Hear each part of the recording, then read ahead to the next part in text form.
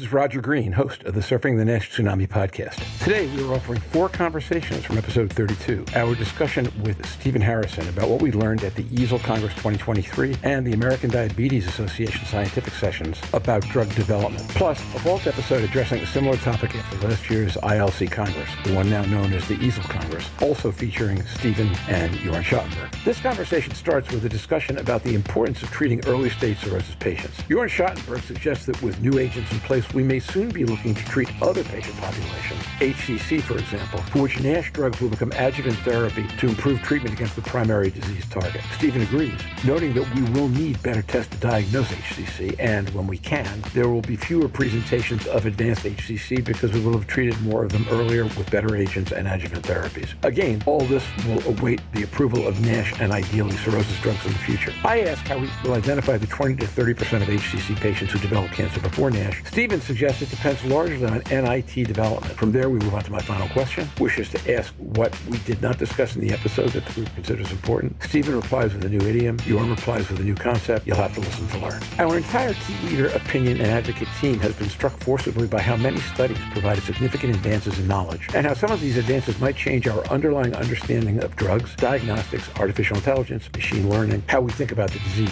let alone how we treat it once drugs are approved. It's quite a lot to digest and very exciting to consider, particularly an episode like this that talks about drugs that might come in the next couple of years. So sit back, listen, enjoy, learn, and when you're done, join the dialogue in our LinkedIn discussion group.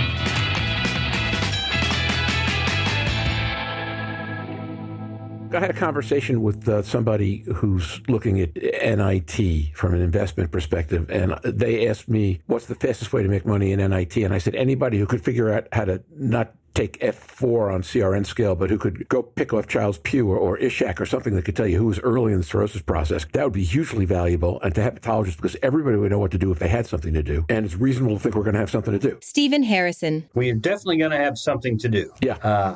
I'm very confident in that. I just heard you say you're not going to retire for the next 10 years. That's good news for the field. No, you didn't hear me say that.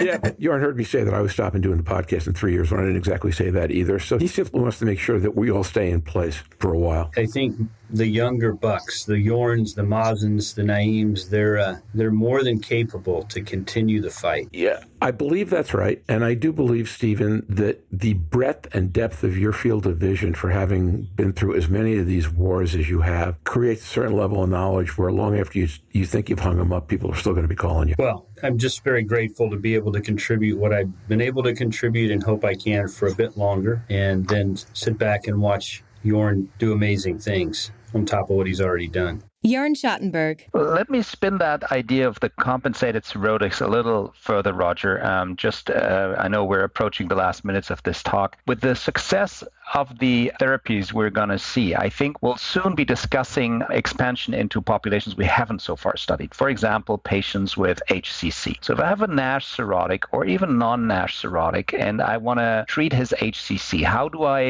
I stop the underlying disease as a disease driver? Which drug, potentially resmetirom, am I going to use in an adjuvant concept to add to, let's say, chemotherapy or after TACE or something to modulate the outcome? I think the success we're building here will allow us to expand this into other patient populations and have anti-NASH drugs as adjuvants in patients that are really in need of disease modulation. That's totally speculative because we're never even thought about this yet, but I think there's good reason. If you decrease inflammation, everything, the patient might feel better. Well, my friend Ken says all the time on the other podcasts that we do that if you can achieve everything that you're thinking about, you haven't dreamed big enough, Jörn. So I love that thought. Oh, by the way, Stephen, he also says there aren't enough hepatologists prescribing enough GLP-1s. So when he listens to this episode, he will stand up and cheer for you. Not that he doesn't all the time anyway. It's something that we face every week in practice. But then a week later, I'm faced with, well, it wasn't approved. What do you want to do now?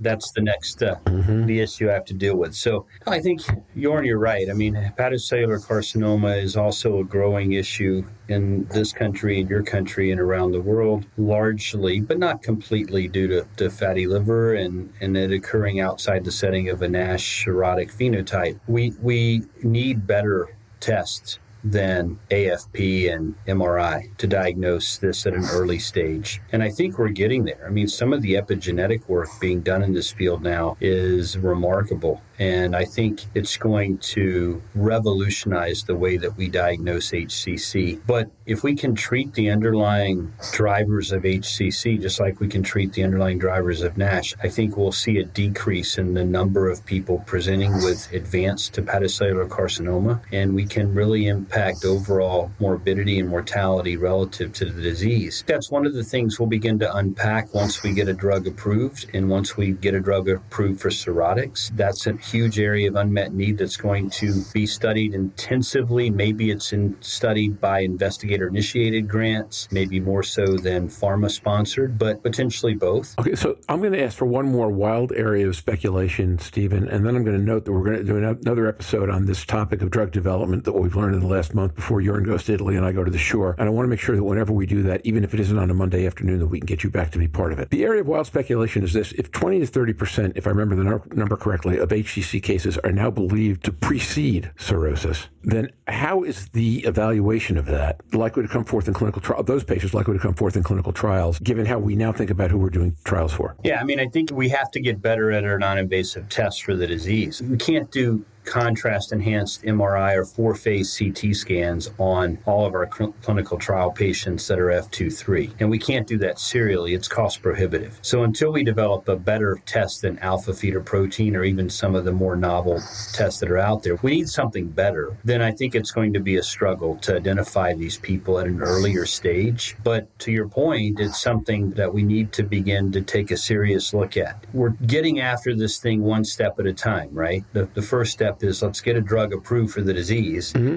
And then we can begin to unpack all the nuances of the disease. And one of those important ones is hepatocellular carcinoma. Excellent. So let's do this. Okay, just in closing, any one thing that happened you relearned on drug development in the month of June that we haven't touched on today that you think is worth putting a pin in so that when we come back to this issue, we're sure to cover it? Well, one of the things I brought up at the meeting, and I'll leave this, I have to say it on the podcast because I like to come up with little idioms along the way. And so here's an acronym that I brought up and highlighted at the liver meeting in Vienna. And that is, we deal in a world where if you're not used to failure, you're just not going to advance science. Failure is part of what we do. It's part of Hep C. It's certainly been a part of NASH. And I have a slide I show of more than 10 drugs that have failed. And we're learning from that. So I'm going to leave you with what the acronym FAIL means. It means first attempt in learning, okay? And with that, I will stop and let Jörn have his say. That will resonate with me. I'm trying to think of a German acronym, and it doesn't quite turn out as nice, I think,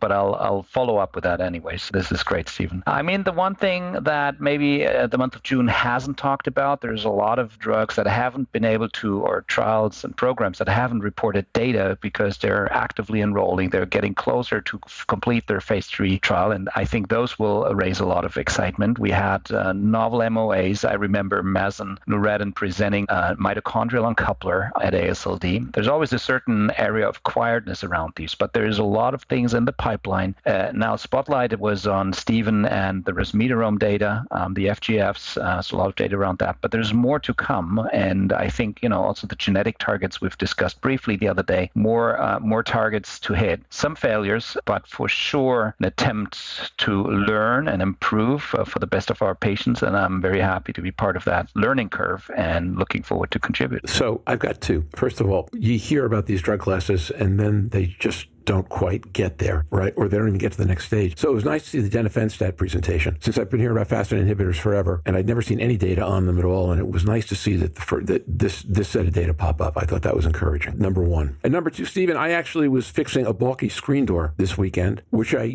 for which I used WD-40, which immediately brought me back to one of the earlier Harrisonisms, which is what would have happened if they stopped at 39. Amen. So I don't know where we are in the WD process, but my screen door doesn't squeak anymore, and it looks like we're getting closer to some good stuff. So with that, please join us again when we do the next round of drug development, and Jörn and I will be back next week. We're not closing the door on drug development. We're just making it less squeaky. That's fair. But then we also have to build a better screen so the gnats don't get through. There's a lot of work to be done here on the screen door for drug development. Totally agree.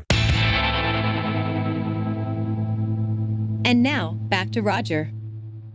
We hope you've enjoyed this recording. If you have any questions or comments about the content of this conversation or the entire episode, please put them in the review section of the page from which you downloaded this conversation, or send an email to questions@surfingnash.com. Next week, we will be back with other key opinion leaders to discuss a different aspect of what we learned from EASL and ADA. Until then, stay safe, surf on. We'll see you on the podcast. Bye-bye now.